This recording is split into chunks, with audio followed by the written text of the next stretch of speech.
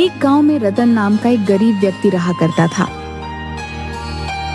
जो दूसरों के खेतों में काम करके अपनी पत्नी का और अपना भरण पोषण किया करता था। एक दिन उसकी पत्नी सुनीता रोते हुए बोली, हमारे ऐसे हालात कब तक रहेंगे? पूरे गांव में सिर्फ हमारा ही घर ऐसा है जहाँ पर महीने में सिर्फ 15 दिन ही चूल्हा जलता है और बाकी के दिन भूखा सोना पड़ता है। चिंता मत करो सुनीता, तुम तो जानती हो कि मैं दिन रात दूसरों के खेतों में कितनी जी तोड़ मेहनत करता रहता हूँ। एक ना एक दिन हमारा वक्त भी जरूर बदलेगा। आप कब तक ऐसे ही दूसरों के खेतों में काम करते रहेंगे? कोई ढंग का काम क्यों नहीं ढूंढ लेते? मैं आपसे और स्त्रियों की तरह सोना चांदी नहीं मांगती। मैं बस इतना चाहती हूँ कि हम दोनों को पेट भर के भोजन तो मिल सके। ठीक है सुनीता, मैं आज दूसरे काम की तलाश करता हूँ। रतन कई दिन तक गांव में भटकता रहा, मगर किसी ने उसे काम नहीं दिया।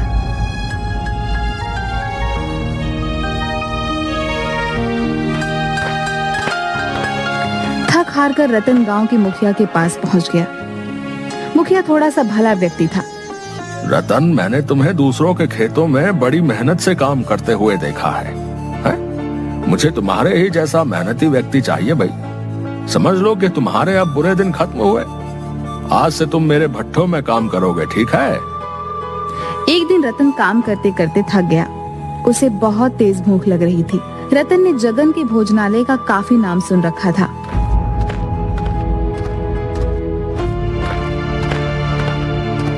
रतन जगन के ढाबे पर पहुंच गया। भैया, जल्दी से गर्मा गर्म अरहर की दाल देसी घी की रोटियों के साथ लगा दो और थोड़े से चावल भी लगा देना। बहुत जोरों की भूख लगी है भैया। अरे, दाल में तो बहुत अच्छी अच्छी खुशबू आ रही है और साथ में देसी घी की रोटियां भी हैं। आज तो खाकर मजा ही आ जाएगा। कुछ ही देर में रतन सारी प्लेट साफ कर गया और कालू से बोला, अब कितने पैसे हुए भैया? आपने अरहर की दाल, देसी घी की रोटियां और चावल खाए हैं। कुल मिलाकर आपके पैसे हुए 1000 रुपए। क्या क्या बकवास कर रहे हो तुम? बकवास नहीं कर रहा हूँ, खाने के पैसे मांग रहा हूँ। अरे ये ढाबा है या 5 स्टार होटल? इतना महंगा तो खाना शहर के रेस्टोरेंट में भी नहीं मिलता। मैं तो समझ रहा था कि इस ढाबे में खाना और ढाबे की तरह मिलता होगा। और वैसे भी दाल रोटी चावल की कीमत तो ज्यादा से ज्यादा 100 रुपए होगी। हर ढाबे पर तो यही रेट चल रहा है। तुम्हारा दिमाग तो ठीक है? जानते भी हो ये ढाबा किसी अरे गहरे का नहीं है, जगन भाई का है, जगन भाई का। अरे जगन भाई के ढाबे का खाना खाने तो विधायक से लेकर मंत्री तक आते रहते हैं। और जब तुम्हारी इस ढाबे में आने की औकात नहीं थी तो फिर यहाँ मुंह उठा कर क्यों चले आए? सीधी तरह से 1000 रुपए दे। लेकिन मेरे पास इतने पैसे नहीं है। 1000 रुपए तो मैं 10 दिन में भी नहीं कमा पाता, तो तुम्हें कहाँ से ला कर दूंगा? कालू अपने मालिक जगन को आवाज देते हुए बोला, जगन भाई, इस व्यक्ति ने पेट भर के भोजन किया है, लेकिन ये आप पैसे नहीं दे रहा। जगन क्रोधित होकर रतन के पास आकर बोला, क्यों रे? जब जेब में पैसे नहीं थे तो फिर खाने के लिए यहाँ क्यों आ गया? यहाँ मुफ्त में खाना नहीं मिलता, पैसों का मिलता है। चल पैसे निकाल। मुझे क्या पता था कि आपके ढाबे का खाना इतना महंगा मिलता है। मैं तो इस ढाबे को भी और ढाबों की तरह समझ रहा था। तो ये तुम्हारी दिक्कत है, मेरी नहीं। तुम्हें यहाँ आने से पहले मेरे बारे में लोगों से पूछ लेना चाहिए था। अब सीधी तरह से अपनी जेब से 1000 रुपए निकाल कर काउंटर पर रख दे, नहीं तो मैं तुम्हारी चमड़ी उधेड़ दूंगा। अब देखिए, मेरे पास अभी इतने पैसे नहीं है। आप ये 100 रुपए रख लीजिए और मुझे कुछ दिन की मोहलत दे दीजिए। मैं धीरे धीरे करके आपके सारे पैसे चुका दूंगा। अबे यहाँ मैं लोन बांटने के लिए नहीं बैठा। इतना कहकर जगन ने रतन को जोरदार धक्का दे दिया। ये तो आप मेरी बेइज्जती कर रहे हैं।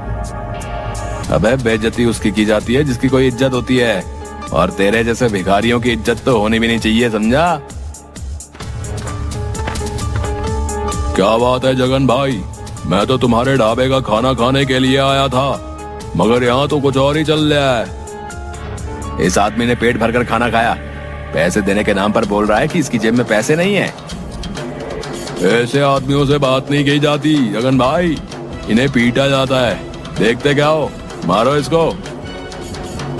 जगन और कालू रतन को बुरी तरीके से पीटने लगते हैं। उन दोनों ने रतन के कपड़े भी फाड़ दिए और उसे धक्के देकर अपने ढाबे से बाहर निकाल दिया।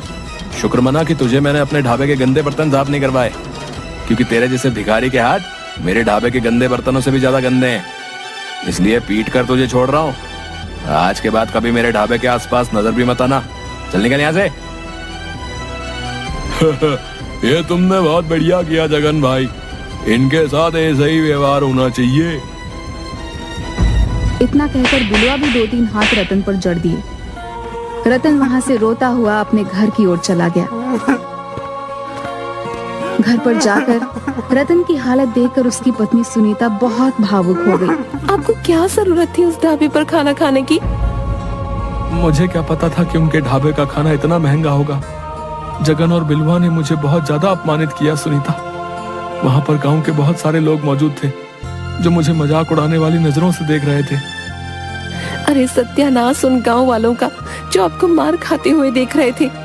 उनमें से किसी से भी इतना नहीं हुआ कि आपको पिटने से बचा लेते। लेकिन आप चिंता मत कीजिए, मैं इसकी शिकायत मुखिया से जरूर करूंगी। तुम सही कहती हो सुनीता, मैं बिलवा और जगन को छोड़ूंगा नहीं। अगले दिन रतन अपनी पत्नी सुनीता के साथ मुखिया के घर पर चला गया और सारी घटना मुखिया को बता दी। सुनीता, इसमें दोष जगन और बिलवा का नहीं है, इसमें दोष तो तुम्हारे पति रतन का है। सारा गांव जानता है कि जगन के ढाबे का खाना और ढाबों के खानों से अधिक महंगा है, क्योंकि उसके ढाबे का खाना अच्छा बनता है। जब तुम्हारे पति के पास पैसे नहीं थे तो इसे क्या जरूरत थी ढाबे पर खाना खाने की?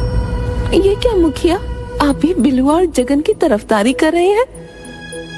तरफदारी नहीं कर रहा हूँ सुनीता, जो सच है उसका साथ दे रहा हूँ। अगर इनके पास पैसे नहीं थे तो क्या वो मेरे पति को कुछ समय की मोहलत नहीं दे सकते थे? उन्हें पीटने का अधिकार किसने दिया? हाँ, ये बहुत गलत किया जगन ने, लेकिन तू चिंता मत कर सुनीता, इस बारे में मैं जगन से जरूर बात करूंगा और बिलवा के कान भी खींचूंगा।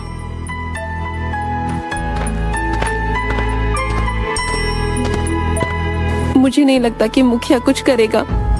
साफ साफ दिखाई दे रहा था सुनीता कि मुखिया बिलवा और जगन के पक्ष में बोल रहा था, लेकिन मैं अपने अपमान का बदला जरूर लूंगा सुनीता। मैं चुप नहीं बैठूंगा। तो आप क्या करेंगे? आप अच्छी तरह से जानते हैं कि जगन धनवान है और उसके गांव में अच्छी जान पहचान भी है, और आपकी पहचान गांव में सिर्फ एक मजदूर की है। अरे हम दोनों के पास तो खुद की खेती भी नहीं है।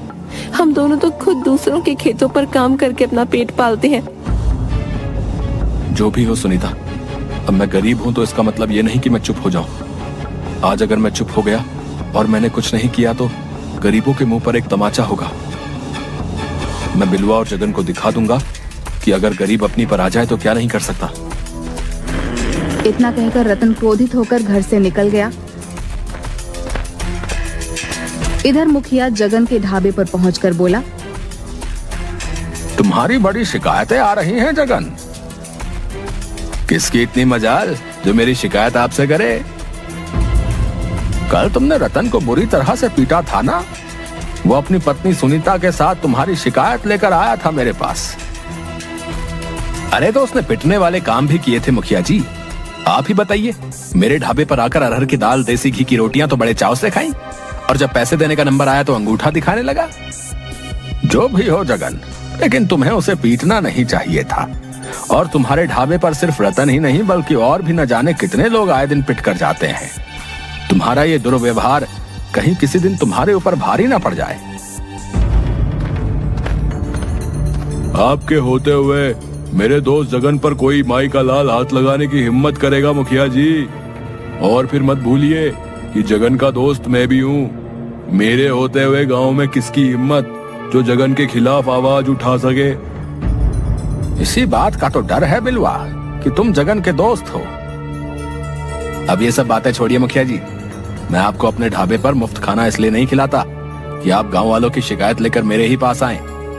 देखो जगन, मैं तुम्हें सिर्फ समझाने आया हूँ। तुम क्यों नहीं समझते कि आज का दौर सोशल मीडिया का दौर है? कहीं किसी दिन किसी ने तुम्हारे गरीबों के साथ दुर्व्यवहार का वीडियो बनाकर फेसबुक पर अपलोड कर दिया तो लेने के देने पड़ जाएंगे, फिर मैं भी कुछ नहीं कर पाऊंगा। इतना कहकर मुखिया वहां से चला गया। सुनीता रात को अपने पति का इंतजार कर रही थी। आधी रात होने को आई थी, मगर रतन अपने घर नहीं आया था। रतन रात में जंगल के एक पेड़ के नीचे गहरी सोच में बैठा हुआ था कि तभी उसके कानों में एक व्यक्ति की आवाज टकराई। काफी देर हो गई है तुम्हें यहाँ पर बैठे हुए। पिछले 6 घंटे से देख रहा हूँ कि तुम इसी पेड़ के नीचे गहरी सोच में बैठे हुए हो। कौन है आप और इतनी रात को इस जंगल में क्या कर रहे हैं? ये सवाल तो मुझे तुमसे करना चाहिए कि कौन हो तुम और इतनी रात में इस जंगल में क्या कर रहे हो। मैं आपकी बात का मतलब नहीं समझा। मतलब बाद में समझना। तुम्हारा चेहरा देखकर साफ साफ मालूम पड़ रहा है कि तुमने सुबह से कुछ नहीं खाया। तुम बहुत भूखे हो। इतना कहकर उस नौजवान ने एक थाली रतन के सामने रख दी। रतन ने देखा कि उस थाली में सब उसकी ही पसंद के व्यंजन रखे हुए थे। सोचो मत, खाना शुरू कर दो। रतन को सच में वाकई बहुत भूख लगी थी। रतन खाने ही वाला था कि तभी उसे कुछ याद आ गया। नहीं चाहिए भाई, मैं घर पर जाकर अपनी पत्नी के हाथ का बना हुआ ही खाना खाऊंगा। मुझे अच्छा खाना खाने का कोई अधिकार नहीं। ये कैसी बातें कर रहे हो तुम? मैं तुम्हारा ये खाना खाऊंगा, तुम मुझसे पैसे मांगोगे और वो मेरे पास तुम्हें देने के लिए नहीं है। नहीं भाई, मुझे तुमसे कोई पैसे नहीं चाहिए।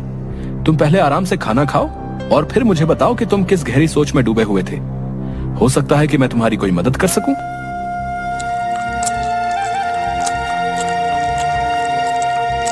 खाने के बाद रतन उस व्यक्ति को अपने साथ हुए अत्याचार की सारी घटना बताने लगा।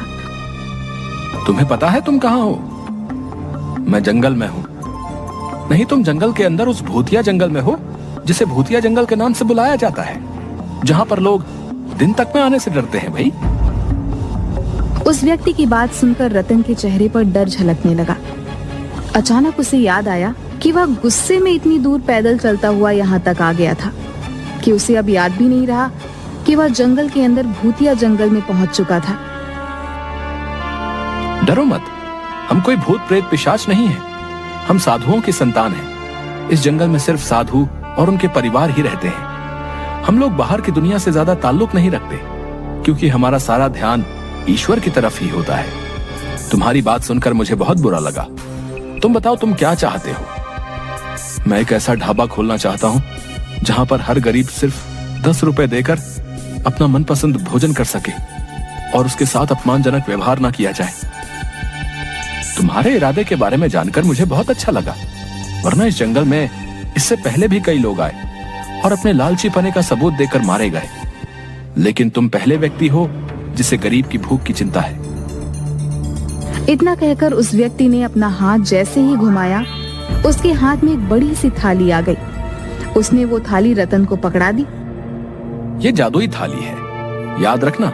इस बारे में सिर्फ तुम अपनी पत्नी को बता सकते हो और किसी को नहीं। इस थाली के सामने खड़े होकर तुम जिस भोजन का नाम लोगे वो भोजन स्वयं अपने आप इस थाली में आ जाएगा। मगर याद रखना, जिस दिन तुमने 10 रुपए से ज्यादा ग्राहकों से वसूले, उस दिन इस थाली का जादू समाप्त हो जाएगा। रतन रात के समय बड़ी सी थाली लेकर अपने घर आ गया।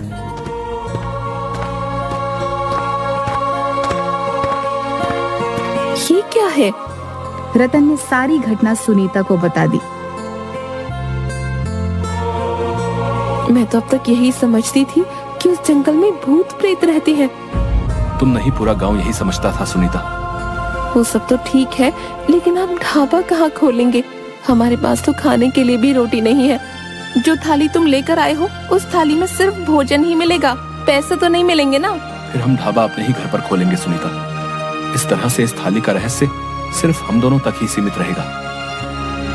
अगले दिन रतन ने अपने घर को एक ढाबे में परिवर्तित कर दिया और जिस कमरे में वो लोग सोते थे, उस कमरे में बड़ी सी थाली रख दी। रतन ने उस थाली के सामने खड़े होकर तरह तरह के व्यंजन के नाम लेने शुरू कर दिए। कुछ ही समय में पूरा थाली व्यंजनों से भर गया। सुनीता ढाबे पर वह सारे व्यंजन लेकर बैठ गई। कुछ ही देर में वहाँ पर एक गरीब व्यक्ति दौड़ता हुआ आया। यहाँ तो बहुत अच्छी खुशबू आ रही है। यहाँ पर ढाबा कब खुला भाई? आज ही खुला है। और आप पहले ग्राहक हो। आपके ढाबे में खाने में क्या क्या मिलेगा? हमारे ढाबे में हर तरह के व्यंजन बनेंगे, आपको जो भी व्यंजन पसंद हो। ठीक है भैया, तो मुझे एक प्लेट दाल मखनी और मक्खन के साथ लगी हुई रोटियां लगा दीजिए। रतन ने वह व्यंजन उस व्यक्ति के सामने रख दिया। दाल मखनी खाकर वह व्यक्ति बहुत खुश हो गया। भाई वाह, मजा आ गया। दाल मखनी तो बहुत से ढाबों पर खाई, लेकिन इस ढाबे की तो बात ही कुछ अलग है। कितने पैसे हुए? 10 रुपए। क्या, सिर्फ 10 रुपए? हाँ, सिर्फ 10 रुपए। और तुम्हें और तुम्हारे परिवार का जब भी खाने का मन करे चले आना। यहाँ पर 10 रुपए में आपका मनपसंद व्यंजन भोजन पेट भरकर एक थाली के रूप में मिलेगा। और हो सके तो अपने उन गरीब भाइयों को भी यहाँ पर लेकर आना जिन्हें अच्छा भोजन नहीं मिल पाता। रतन की बात सुनकर वह व्यक्ति खुश होता हुआ वहाँ से चला गया और उसने सारे गांव में रतन के ढाबे का ढिंढोरा पीट दिया। कुछ ही दिनों में रतन के ढाबे पर गांव वालों की भीड़ लगने लगी। रतन के ढाबे पर अब गरीब ही नहीं बल्कि अब गांव का हर व्यक्ति जाकर भोजन करने लगा। रतन किसी को भी मना नहीं करता था। यह बात बिलवा और जगन को बिल्कुल भी पसंद नहीं आई। इस रतन का कुछ ना कुछ करना पड़ेगा, वरना हमारे ढाबे में तो ताले लग जाएंगे। चिंता मत करो बिलवा, मैं आज ही पता लगाने का प्रयास करता हूँ कि रतन इतना धन लाया कहाँ से। उस दिन के बाद से जगन रतन पर नजर रखने लगा, मगर काफी नजर रखने के बाद भी वह कुछ भी नहीं पता लगा पाया। 15 दिन से उसके पीछे हूँ बिलवा, लेकिन कुछ भी पता नहीं चला।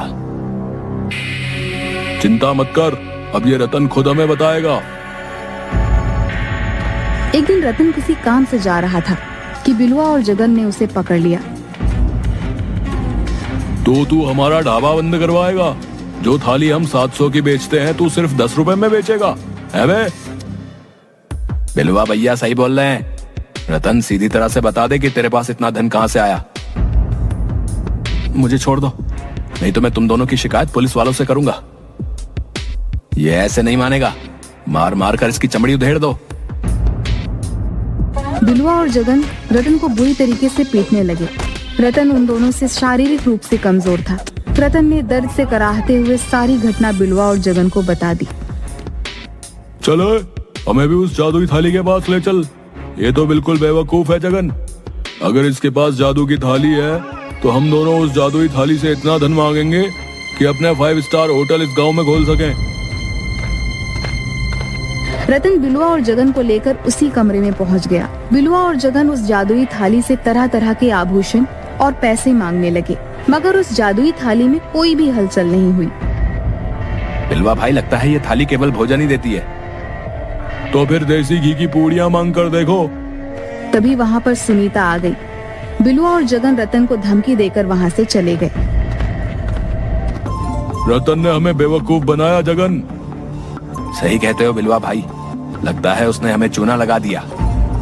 रतन का ढाबा उसके बाद भी चल रहा था। बिलवा और जगन की आर्थिक स्थिति अब दिन ब दिन कमजोर होती जा रही थी। जगन भेष बदल बदल कर रतन पर नजर रखने लगा था और एक दिन उसने रतन को उसी जादुई थाली से भोजन मांगते देख लिया। अरे ये तो वाकई जादुई थाली है। जरूर इस हीर ने उस दिन कुछ न कुछ उल्टा सीधा किया होगा। जगन रतन और सुनीता से नजर बचाकर उस गुप्त कमरे में घुस गया और थाली से रतन की ही तरह भोजन मांगने लगा, मगर उसे जादुई थाली में से कुछ भी हासिल नहीं हुआ। जगन क्रोधित होकर सीधे बिलवा के पास जाकर बोला, बिलवा भाई, रतन उस दिन सही बोल रहा था। वो थाली वाकई जादुई है। मेरी आंखों के सामने रतन ने उस जादुई थाली के सामने तरह तरह के व्यंजन के नाम लिए और उस थाली में वो ताजा ताजा व्यंजन अपने आप आ गए। क्या बकवास कर रहा है तू? उस दिन तो उस जादुई थाली में कोई भी हलचल नहीं हुई थी। इसी बात को लेकर तो मैं हैरान हूँ। मुझे लगता है कि वो जादुई थाली सिर्फ रतन की ही बात मानती है। ठीक है, अगर ऐसी बात है तो हम उस जादुई थाली में जहर मिला देंगे। ना रहेगा बांस, ना बजेगी बांसुरी। अगले दिन वो दोनों भेष बदलकर रतन के ढाबे पर पहुंच गए, मगर तभी गांव का मुखिया पुलिस लेकर आ गया। गिरफ्तार कर लो इन दोनों को। हमें किस जुर्म में गिरफ्तार किया है? क्योंकि तुम दोनों रतन के ढाबे के ग्राहकों की प्लेट में जहर मिला रहे थे।